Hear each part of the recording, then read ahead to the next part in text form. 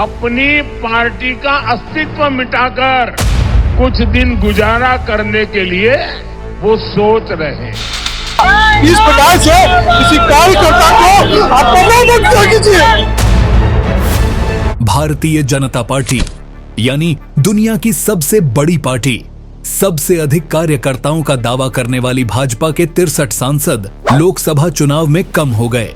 चंद्रबाबू नायडू और नीतीश कुमार की बैसाखी के भरोसे भाजपा बड़ी मुश्किल से खड़ी हो पाई है, लेकिन अब वह राज्यों में किसी भी कीमत पर सरकार बनाना चाहती है, चाहे इसके लिए किसी के परिवार को तोड़ना पड़े या फिर पार्टी ही क्यों नहीं तोड़नी पड़े। महाराष्ट्र वाला फार्मूला इन दिनों झारखंड में अपनाया जा रहा है। भारतीय जनता पार्टी ने झारखंड में ऑपरेशन लॉट्स को ऑन कर दिया है। झारखंड में विधानसभा चुनाव को जीतने के लिए 5 फार्मूला बनाया गया है। आइए जानते हैं कि आखिर क्या है वह 5 फार्मूला और झारखंड में सरकार बनाने के लिए क्या क्या नैरेटिव सेट करने में जुटी है। भारतीय जनता पार्टी झारखंड में सरकार बनाने के लेकर काफी गंभीर है। पार्टी के रणनीतिकारों को यह बात स्पष्ट रूप से पता है कि वे झारखंड में तब तक सरकार नहीं बना सकते हैं जब तक आदिवासी वोटर झारखंड मुक्ति मोर्चा के साथ इंटैक्ट है। इसका उदाहरण 2024 के लोकसभा चुनाव में उन्होंने देख भी लिया कि भाजपा राज्य की सभी 5 आदिवासी सीटों पर हार गई। आदिवासी वोटरों में सेंधमारी करने के लिए भाजपा इन दिनों एक नैरेटिव सेट करने में लगी हुई है। इसके लिए लोकसभा चुनाव में सीता सोरेन का, जबकि अब विधानसभा चुनाव में पूर्व मुख्यमंत्री चंपई सोरेन के कंधे का सहारा लिया जा रहा है। चंपई सोरेन को सीएम की कुर्सी से हटाने के बाद अचानक भाजपा चंपई सोरेन की हितैषी बनने का प्रयास करने लगी। चंपई सोरेन के पक्ष में बयान देकर बताया गया कि चंपई सोरेन अच्छा काम कर रहे थे, लेकिन हेमंत सोरेन ने खुद सीएम बनने के लिए उन्हें कुर्सी से हटा दिया। इससे यह नैरेटिव सेट करने का प्रयास किया जा रहा है कि झारखंड मुक्ति मोर्चा को आदिवासियों से कोई मतलब नहीं है, वह सिर्फ एक ही परिवार की पार्टी है। हालांकि धरातल पर यह कतई नहीं है। हेमंत सोरेन जब जेल जा रहे थे तब उन्होंने अपनी पत्नी कल्पना सोरेन के बजाय चंपई सोरेन को राज्य की कमान सौंपी। वे चाहते तो अपनी पत्नी को सीएम बना सकते थे, संविधान में यह प्रावधान भी है। और बाद में कल्पना सोरेन गांडेय विधानसभा सीट से चुनाव जीतकर विधायक बन भी गई, लेकिन कल्पना सोरेन के बजाय चंपई सोरेन को मुख्यमंत्री बनाया गया। कल्पना सोरेन ने तो हमेशा चंपई सोरेन के पांव छूकर आशीर्वाद ही लिया। भारतीय जनता पार्टी के रणनीतिकार संथाल परगना में अधिक से अधिक सीटों पर जीत के लिए इन दिनों जमाईपाड़ा और झारखंड का डेमोग्राफी बदलने से जुड़े मुद्दे को जोर शोर से उठा रहे हैं। वे इस प्रकार का माहौल तैयार करने में जुटे हैं कि बांग्लादेशी झारखंड में घुसपैठ कर रहे हैं। वे आदिवासी लड़कियों से शादी कर आदिवासियों को मिल रहे लाभ के खत्म होने से संबंधित माहौल तैयार करने में लगे हैं। इसके लिए कई बार असम के सीएम हिमंता विश्व शर्मा इस मुद्दे को उठा चुके हैं। इससे आदिवासियों में एक भाव पैदा करने का प्रयास किया जा रहा कि भाजपा उनके हक के लिए सोच रही है, वह काफी गंभीर है। असम के सीएम हिमंता विश्व शर्मा इन दिनों असम के साथ साथ झारखंड बीजेपी को भी संभाल रहे हैं। वे झारखंड में भाजपा के पोस्टर बॉय बने हुए हैं। पिछले दिनों झारखंड दौरे पर आने के बाद वे कई अखबार के दफ्तर पहुंचे। वहां अखबार के रिपोर्टरों को इंटरव्यू दिया, जिसमें बांग्लादेशी घुसपैठ से लेकर झारखंड की हेमंत सोरेन सरकार पर वे जमकर बरसे। अखबार की यह सुर्खियां भी बनी। इसके साथ ही इन दिनों वे गाहे बगाहे कई जगहों पर वे यह भी कह चुके हैं कि उनकी बड़ी तलब है कि वे जयराम महतो के साथ चाय पिएं। हिमंता बस यूं ही ऐसा नहीं कह रहे हैं। हिमंता बड़े और दूरदर्शी नेता हैं।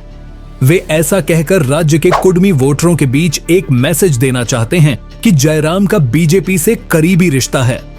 इस चाय पीने के शो के बहाने हिमंता चौक चौराहों पर यह बात फ्लॉट करवाना चाहते हैं कि जयराम महतो का बीजेपी के साथ इंटरनल डील है।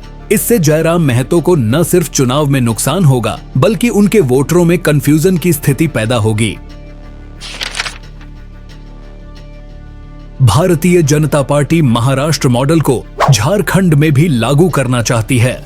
इसके लिए विरोधी दलों के परिवार के साथ ही उनकी पार्टियों में भी तोड़फोड़ करने की जुगत में है। महाराष्ट्र में जिस प्रकार शरद पवार से उनके भतीजे अजीत पवार को अलग कर एनडीए का हिस्सा बनाया गया, वहीं झारखंड में भी हेमंत सोरेन की भाभी सोरेन को भाजपा का हिस्सा बनाया गया। जिस प्रकार शिवसेना में एकनाथ शिंदे के जरिए सेंधमारी की गई है, ठीक उसी प्रकार झारखंड में चंपई सोरेन के जरिए झारखंड मुक्ति मोर्चा में सेंधमारी की जा रही है। भाजपा का यह पूरी तरह से सेट फार्मूला झारखंड में अपनाया जा रहा है। वह भी ऐसा तब हो रहा है जब भारतीय जनता पार्टी के अंदर ही समर्पित कार्यकर्ताओं को सम्मान नहीं मिलने की वजह से सिर्फ फुटअव्वल जारी है। भाजपा में अंदरूनी कलह इतनी अधिक है कि सांसद निशिकांत दुबे और विधायक नारायण दास हमेशा आमने सामने रहते हैं। समीक्षा बैठक के दौरान दोनों के समर्थकों द्वारा कुर्सी उठाकर मारने की घटना को पूरे देश ने देखा। पार्टी के कार्यकर्ता ही खुलकर बड़े नेताओं पर पार्टी के लिए समर्पित रहने वाले कार्यकर्ताओं को दरकिनार कर पैसा और पैरवी के बल पर पदाधिकारी बनाने का आरोप लगा रहे हैं। इतना ही नहीं, जमशेदपुर में तो भाजपा के जिला कार्यालय पर जिलाध्यक्ष के विरोध में ही पार्टी के कार्यकर्ता धरना पर बैठ चुके हैं। पार्टी के अंदर पहले से मौजूद बड़े आदिवासी चेहरे बाबूलाल मरांडी, अर्जुन मुंडा, नीलकंठ सिंह मुंडा, अरुण उरांव जैसे नेता हाशिए पर हैं। इन सब के बीच चंपई सोरेन के एंट्री की तैयारी है। इसी साल मई माह में विश्व प्रेस स्वतंत्रता सूचकांक जारी किया गया। दुनिया के 180 देशों की सूची में भारत 139 पायदान पर खड़ा था। चीख चीख पर खुद को नंबर 1 चैनल का दावा करने वाले मीडिया चैनल इस रिपोर्ट को दिखाते ही नहीं, क्योंकि इससे यह पता चल जाएगा कि वे कितने स्वतंत्र हैं। खैर, बात हो रही है झारखंड में भारतीय जनता पार्टी के चुनावी हथकंडों की, तो उसमें एक हथियार मीडिया भी है। गाहे बगाहे इसका प्रयोग भी शुरू हो गया है।